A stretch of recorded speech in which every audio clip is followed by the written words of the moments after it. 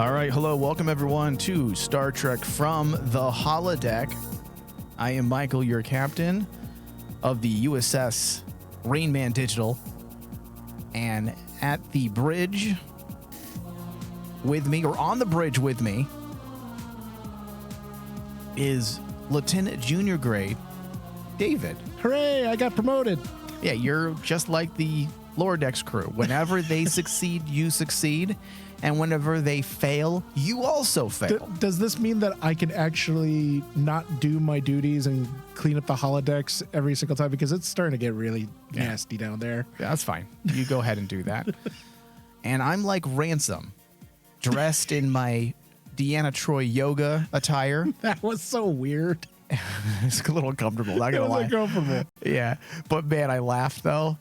This episode, David, is a huge improvement over the last one. Yeah. It was a good mixture of comedic aspects with a substantial amount of character development for Mariner.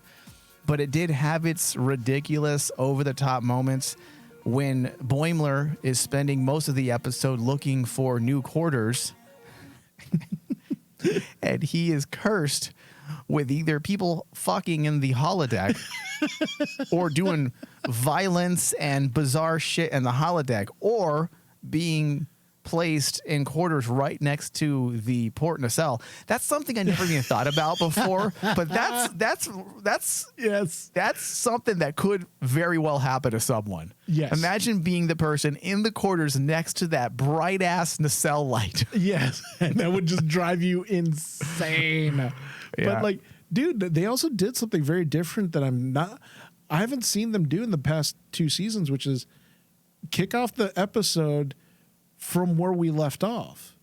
Because like you start off from we ended from the cliffhanger. Yeah. And then all of a sudden, oh, this is a continuation of that. And maybe, David, maybe it was written as one episode and then they broke it up, because my problems with the last episode was that it was so heavy on comedy and didn't have any real character development, whereas here we have a lot of character development and it does feel like the second half.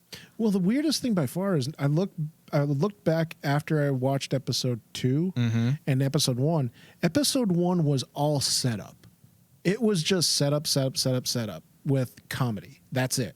Yeah. And then like you get to the payoff, which is that cliffhanger, and then we continue on right from the get-go, which to my knowledge, Lower Decks hasn't done. They usually have like a break where it's like, oh, here's what the Lower Decks crew do this episode. You know, it's a day of the week. Yeah, it's more serialized. It's more serialized. Yeah. This was an episodic movement, and I was like going, oh, No. okay. You Or got it was backwards. This was more serialized. Yeah. And like, I was like, oh, okay. They're trying something different now. Yeah. And I appreciated that because like, remember what we were talking about in the last episode? We wanted to see what can they bring to the table that's different. You just can't rely on just, sex jokes and gross humor to carry your episode. It'll work. Do you remember when Mike McMahon said he would not be doing certain things? And you can even tell by the first season, if you watch the first season, it's far less icky with sexual jokes and innuendo. Yes, there was some innuendo, but moving to season 2, they threw out the original playbook and said, fuck it, we're just going to lean into it. We're going to lean into it. And for the most part, Star Trek fans have not complained. And maybe that's why. Maybe they thought because Star Trek fans, I don't want to say they're conservative because they're not, but they have a very, including myself, when I say we, I always throw myself into that. We have a very specific idea of what Star Trek should be. And even though Star Trek has always been definitely sexual, like there have been moments of I guess you can say from a conservative lens, loose morals. There you go. Yeah. It's more liberal and progressive when it's dealing with sex or its view towards sex and sexuality. That's nothing new. That's been there since the 1960s. Absolutely. But when it comes to depravity, That's a little different. So I have a feeling that in season 1, they weren't quite sure if it would go over well. And the little bit that they didn't seem to offend anyone. So they said, good. All right. In season 2, if you look at it, some of the moments that made both of us uncomfortable. Yeah. We were like, that was more reminiscent of like Rick and Morty. Well, especially season 3 with the pant droid. What was the Peter Pants or? Oh yeah. I forgot that droid. That yeah. So they're definitely not holding back. No. Anymore. And that's the thing is kind of like I see in similar progressions with Mike McMahon's shows, because remember we've always compared Lower Decks to other creations of his, like Rick and Morty and like oh my god, I forgot the name of it, the other show that me and you both liked. But any of the other show that he did, the type of humor he does, he brought over to Lower Decks in the following season and in season 2 and season 3. Yeah. And then we were like going, there were those times that basically they said, oh no, that's too much. And Mike McMahon was finding his footing. Here in 2 episodes, I think he's finding his groove. He's finding where his boundaries are and where he can go with his humor, which is good. Because if you go too far, there's a point, like I've alluded to in the past episode, is like sometimes your jokes aren't going to land. And if you try to do something that's very controversial or very jarring to your audience and you don't land the joke, that makes it even worse. And in these 2 episodes, I see like that progression that I saw with him with like a show like Rick and Morty, where it was like the later seasons of Rick and Morty, I thought his writing was going really well. He knew his timing. He knew. Yeah, well, he also wasn't the only writer, though. Yeah. Okay, so the droid I was thinking of, or the AI, was Peanut Hamper. Yeah, the one I remember when we covered that character, you hated that character. I thought they went a little too far. They went a little too far. All right, so as I said, David, this episode was a stronger episode. It was directed by Megan Lloyd and written by Aaron Burdett. Yeah, stronger episode, doing things a bit more original, which is always going to be the strengths when it, at least for me, that's always going to be those moments I talk about. A show like this is written. I forgot my train of thought. You forgot your train of thought? I could hear it in your voice. I'm going, I don't know where you want to go with this. A show like this is written in a unique space. Yeah. Typically. And when the writers want to, they can explore some really cool aspects of the Trek world that otherwise is either outdated for today's audiences, bizarre enough that it works within Star Trek, Lower Decks itself, while also exploring relevant and pertinent character defining stories. And this was one of those episodes. Mm-hmm. This was everything that I like about Lower Decks, as opposed to the last episode, which is kind of everything I dislike. This was a great mixture of the funny with the relevant. And it worked in an original space. It didn't just go back to what we've seen before, similar settings and scenarios. This was more unique. Yes, you're dealing with a menagerie. We've seen certain things like this, collectors, humans that are actually at the center of all of the atrocities. These are things we are familiar with. These are tropes of Star Trek. Tropes are different than originality. Lower Decks takes those tropes in an episode like this and owns it. It makes it their own. Mariner was the highlight of this episode. The strength of this episode was without a doubt Mariner's insecurities that they brought to the forefront and anxieties that constantly get in our way. And the thing I like too, it's different anxieties. That's what I was about to say. It's not about like not repeating. It's not repeating what we've seen before from the past seasons, because if they were to repeat her anxieties, I would understand if you were to use that trope while she's still having to get over it, and anxieties don't leave you, of course. Yeah. This is not them backtracking on character development. And instead did a really good job of basically showing us another anxiety of Mariner's. Another insecurity, if you will. Yeah. Because although this was similar territory, David, right, as you were alluding to, we have seen Mariner deal with similar things. And of course, that's going to be the case because you're dealing with the same person. But whether or not we de-evolve a character's development, that becomes the source of whether or not, the deciding factor of whether or not what they're doing with this character is either a pro or a con. Yeah. And what they did with it and expanding and the furthering of Mariner's problems and or issues is what makes this episode feel consistent with everything we know of Mariner so far, while also moving into unfamiliar territory, because at first it does feel like they were reversing Mariner's growth. But it ended up being less about her messing things up for herself because of responsibilities she doesn't want. And it was something deeper. And Ransom was at the center of that. All people. It was about her own disappointment in Ransom seemingly not having faith in her. Yes. And not being on her side and wanting her to fail. So that was the catalyst for her spiral into anxiety and her issues of insecurity. Yeah.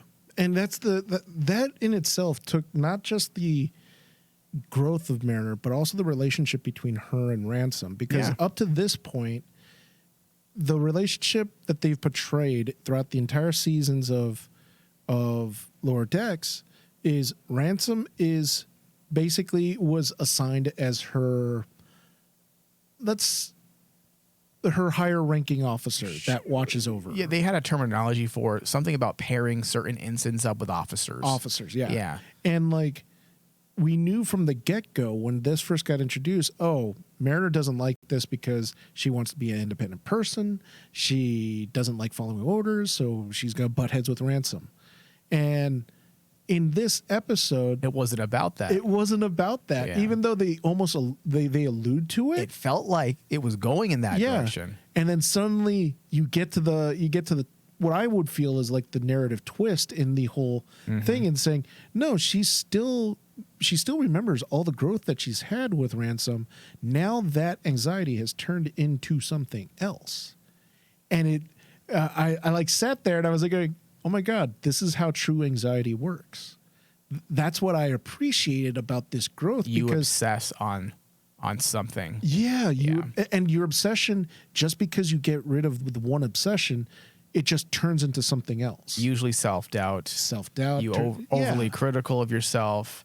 You're analyzing everything you say and do. You are right, Dave. It absolutely is a pretty fair picture, the way they framed the issues of anxiety and using it to further Mariner's growth as a character.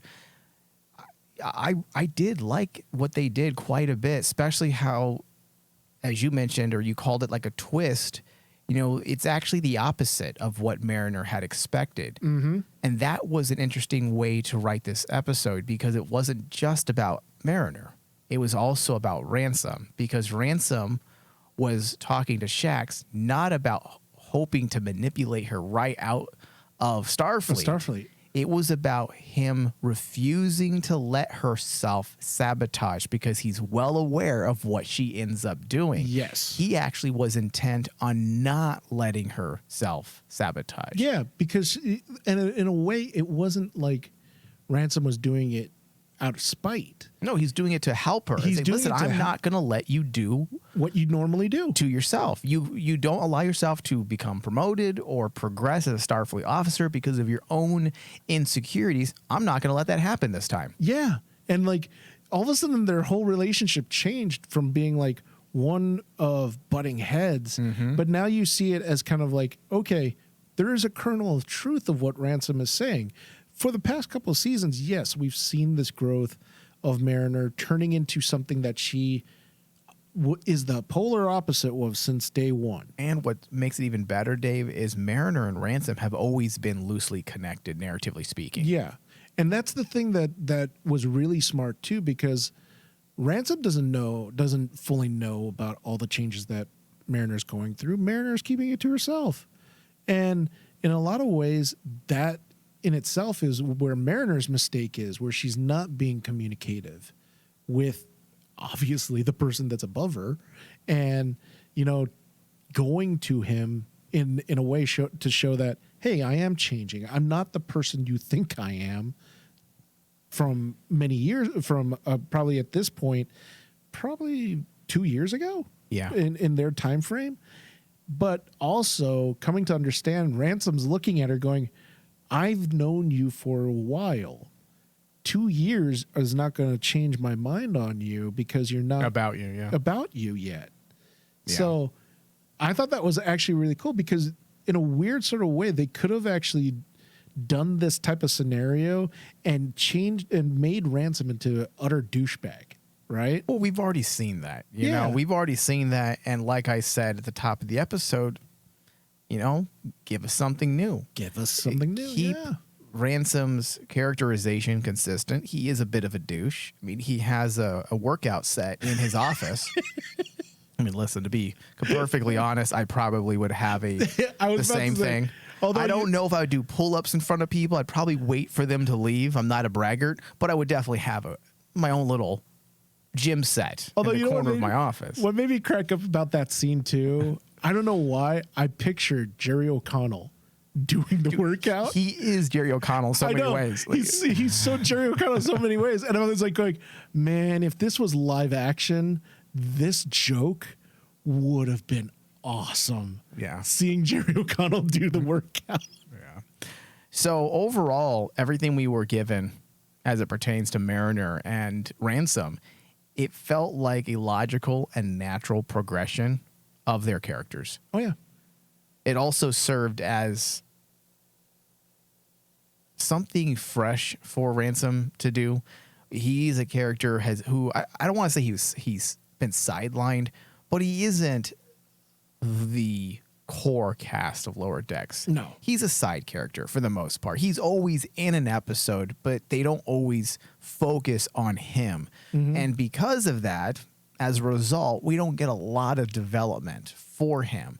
But when you find an episode to do like they did in this episode, pairing up these two characters and in essence killing two birds with one stone, that's what they should do. Why not flesh out these characters at the same time by pairing them up? And they have done this at least once or twice every season. Oh, absolutely. With Ransom and with Mariner. Oh, they've even done this with like other characters, this type of strategy. I mean, look at the points, I think it was in season 2 where they actually combined Shax and Rutherford. Yeah, those were awesome episodes of character growth for those characters. Yeah, absolutely. They've done it with numerous characters throughout the last 3 seasons, but just speaking specifically of Ransom, it seems to be he's continually paired with Mariner ever since the first season. That's why I said they're, narratively speaking, they're loosely connected. In fact, I guess you can look at it as, Mariner's at the center of this show, right? And any time they put a character with her, they're going to flesh out that character by default. Oh, yeah. I mean, look what the magic they've done with Boimler.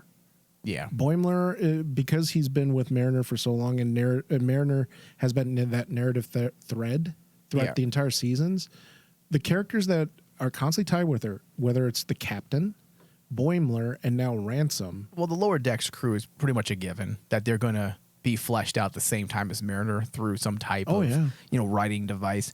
But debatably, Mariner is the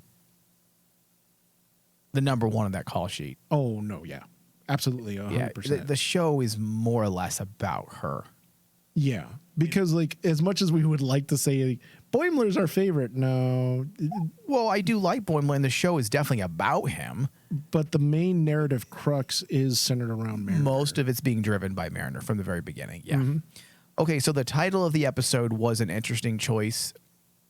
It's paying tribute to one of my all-time favorite authors, Harlan Ellison, who wrote numerous episodes from the original, or for the original Star Trek series.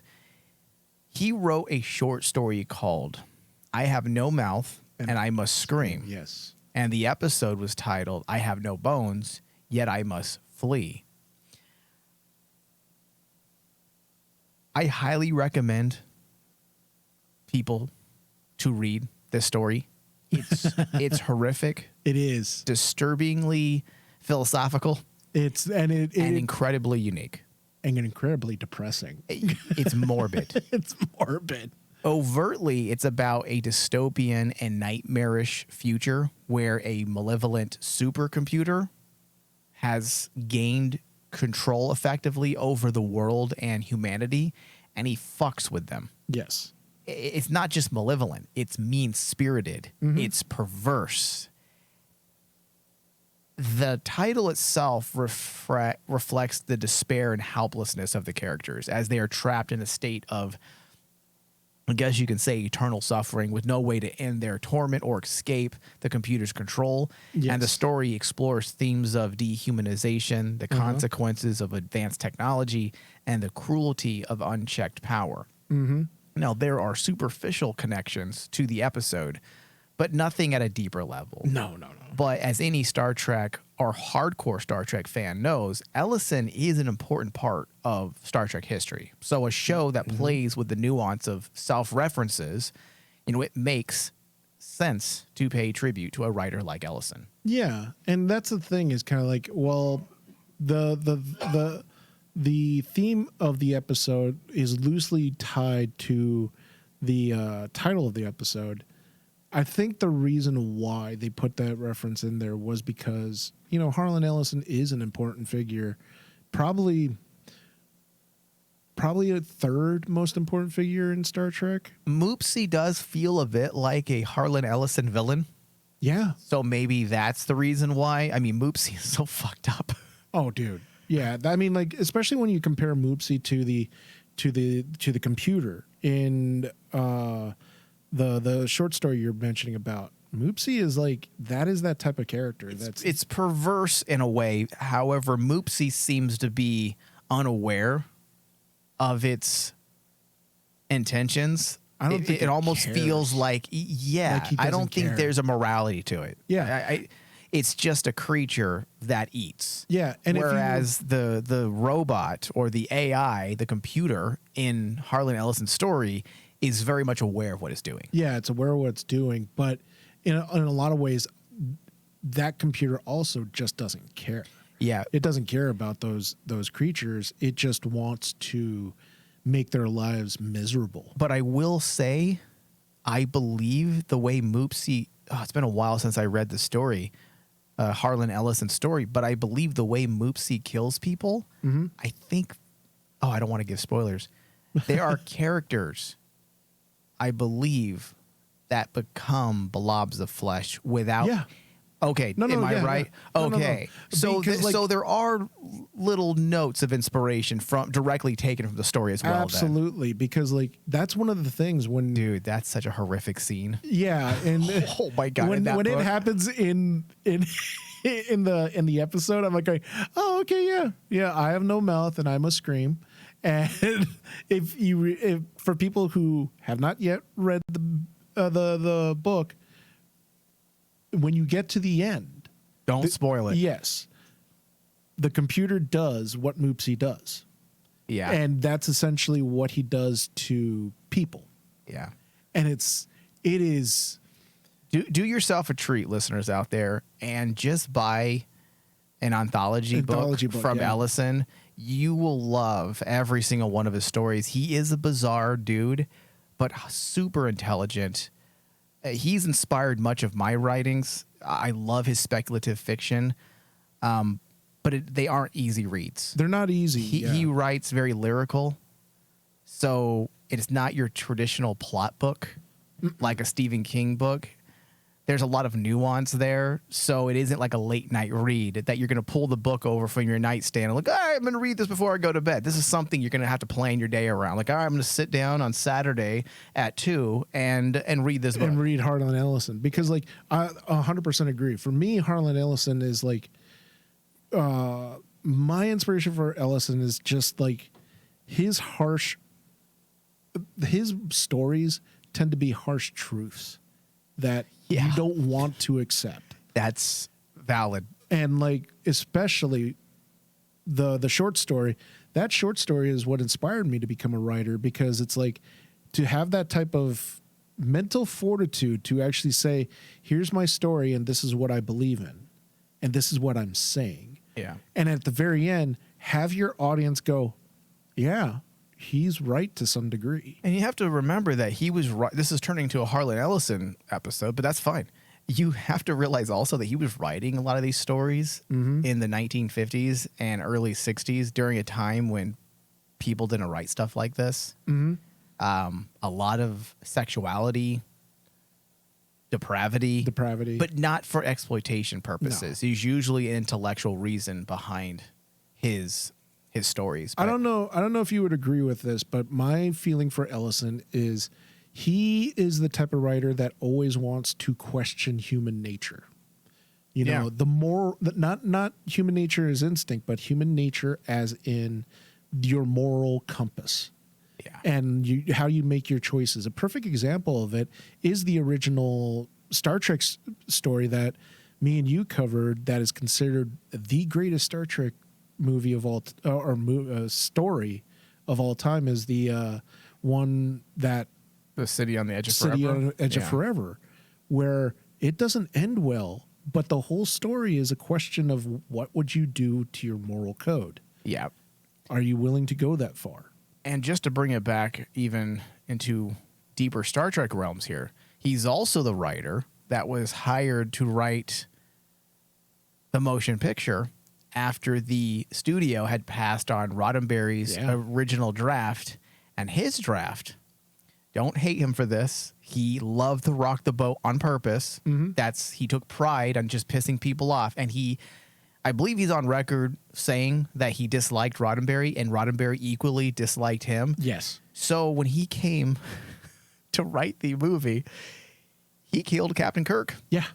In the original script, he's all like, yeah, Captain Kirk, there he is, and now he's dead. Now he's dead. And the studio was like, I like that idea. And Roddenberry fought with the studio, saying we cannot kill Captain Kirk. Yes. So I understand what Harlan was trying to do. I think he knew it wasn't going to get greenlit, and he was purposely trying to fuck with Roddenberry. Oh, no, absolutely. Everyone, even in some memoirs, people said both are great minds when it comes to writing and storytelling, but they were so polar Opposites of each other that, what's the phrase, diametrically opposed, that their greatness together was fantastic, but individually they could not stand each other. Yeah, I believe Roddenberry even quit referring to him. Yes. In certain memoirs I've read, when it's obvious that he's talking about him, he won't even say his name. He won't say his name. Whereas Harlan Ellison will just say his name because he doesn't give a fuck. He doesn't give a care.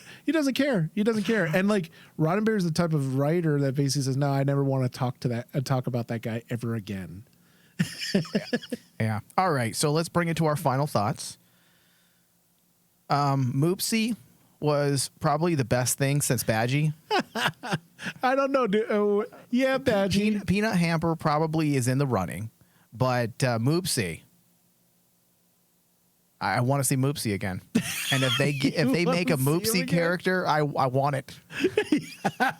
I'll buy a Moopsie plush toy. Can someone please make a Moopsie plush toy? Because I will purchase it. What is up with Holodeck coming up with villains that we all look at and we're like, man, they are so disgusting. Dude, the people at Paramount are dropping the ball when it comes to marketing this show, when it comes to merchandise. There is so much that they can make in the way of merchandise that Star Trek fans will eat up, because there's a bunch of little clever, funny things that people I would buy a $50-some, $60-some Moopsie. Oh yeah. I absolutely would. I'd buy a Badgie and a Peanut Hamper instantly. David, they just announced during Star Trek Day that they're finally coming out with some legit high quality Star Trek Lower Decks statuettes and figures. And the first round is going to be Mariner and Boimler, of course. Yes. And Badgie. And they're running at, I believe, $55. You're going to have Badgie in the studio. I'm going to buy all three of them, Dave. $55, that's doable. Oh, that's doable. Yeah, it's not like some of the what's that place called? Show Hot Toys Sideshow. Yes, Sideshow Collectibles. Yeah, Slideshow where is it Sideshow? Sideshow where you're spending $900 or $1,700 on on certain collectibles. All right, Dave. Episode is damn solid. I'm gonna give it an 87%. Actually, I'm pretty surprised. Me and you are on the same page with this one, where I was more forgiving for the first episode, but like the second episode is much stronger. And I really enjoyed it. You introduced a fantastic villain to the Star Trek universe and Moopsy. I think I'm with you at 87. Okay. All right. Well, this brings us to the end of our discussion. Thank you, everyone, for listening. And thank you, David. Thank you. Live long and prosper.